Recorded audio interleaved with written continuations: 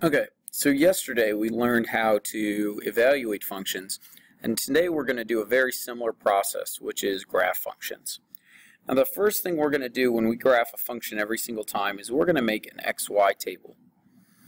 And when we make an XY table, you get to pick any X values you want.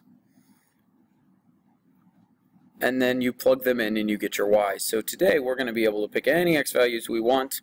To make it a little bit easier on you, I'm going to pick your X values.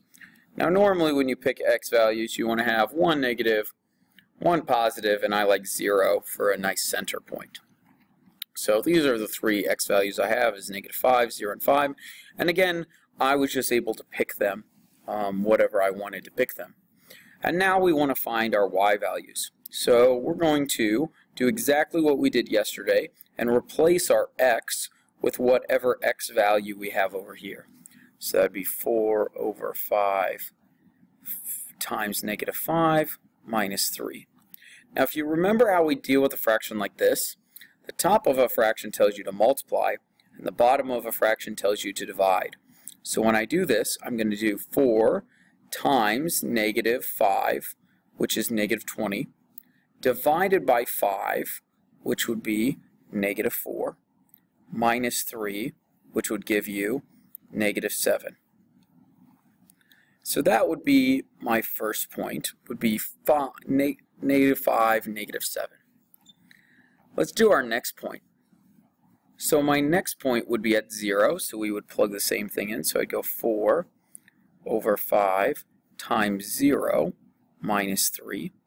Well, anything times 0 is 0, and so that would just be -3. And then let's just do our last point here. And again, it took up a little bit more space than I wanted for my table, but that's okay. So we do 4 over 5 times 5 minus 3.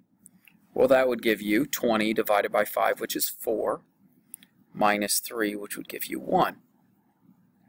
And so our graph would look something like this.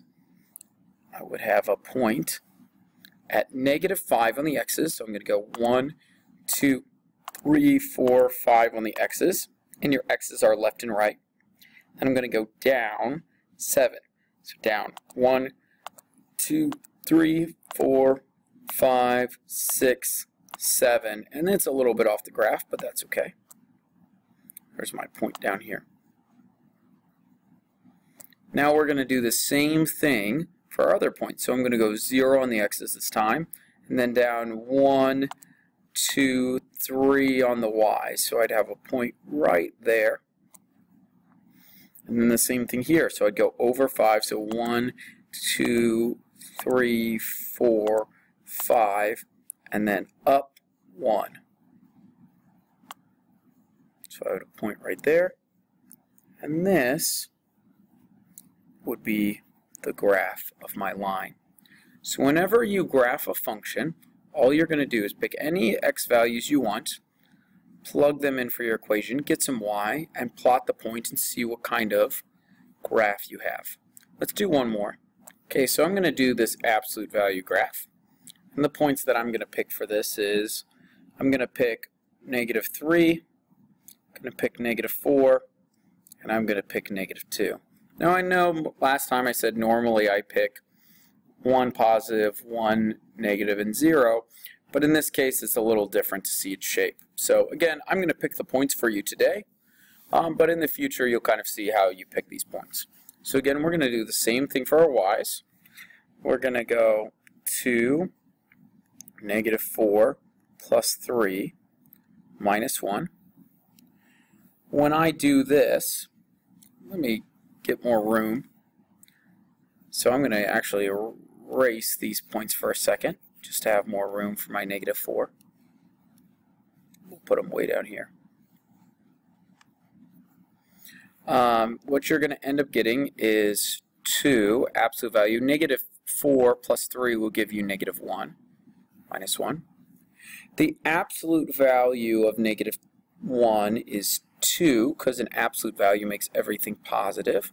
So this is going to be 1 right here, minus 1. So 2 times 1 is 2, minus 1 is 1. So that's one of our points. Let's do the negative 3. That'd be 2 times negative 3 plus 3 minus 1. That'd be 0. So you'd have 2, absolute value of 0, minus 1. Well, 0 times anything is 0. 0 minus 1 is negative 1. And now we're going to do the same thing for negative 2. So I'm going to have 2, negative 2 plus 3 minus 1. Well, that is going to give me 2, 1, negative 1. So that's 2 minus 1, which is 1. So now let's graph this. So I'd have negative 4, so I'd go over 4 on the x's. 1, 2, 3, 4, and up 1, because we got a positive 1. I'd go negative 3 on the x's, and go down 1 because we got a negative 1.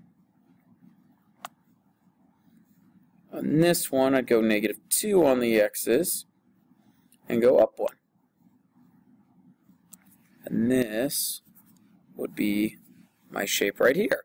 So you can see an absolute value makes kind of that V shape. Again, for today, I will pick the points for you. All you have to do is plug them in and find the answers.